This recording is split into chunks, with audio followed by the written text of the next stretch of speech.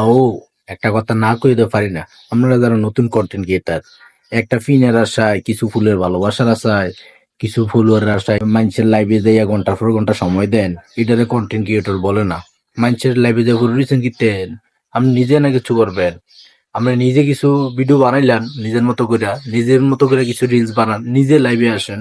আপনার ফলোয়ার কম হোক না, ভিউ কম হোক, লাইক কম হোক, শেয়ার কম হোক, এঙ্গেজমেন্ট কম হোক, কোনো সমস্যা নাই তো।